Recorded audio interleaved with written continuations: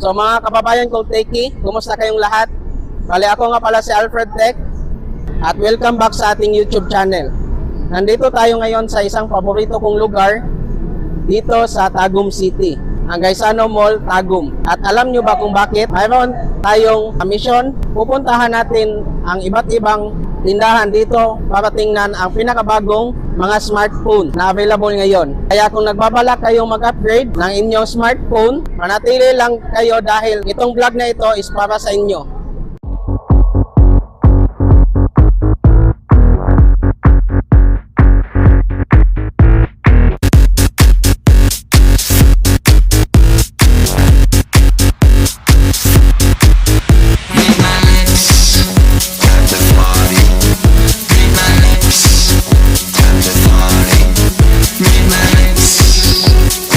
Ang daming tech store dito sa mall na to at mayroon akong listahan na mga pupuntahan natin at titingnan natin ng mga sikat na mga smartphone.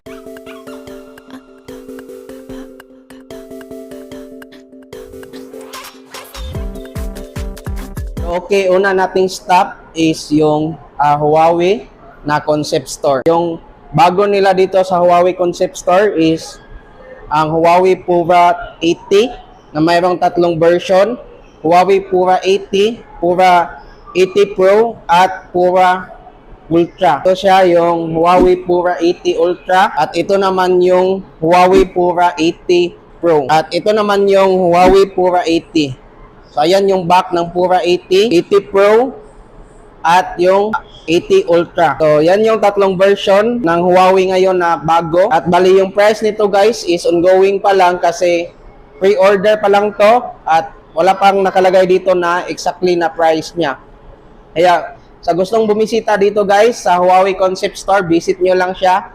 At ayan si ma'am. So for more inquiries guys, tanong nyo lang kay ma'am. Huawei Concept Store, Gmall, Tagum. So thank you ma'am. Thank you.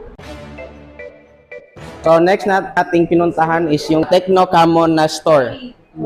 Bale ito siya, Tecno Camon 40.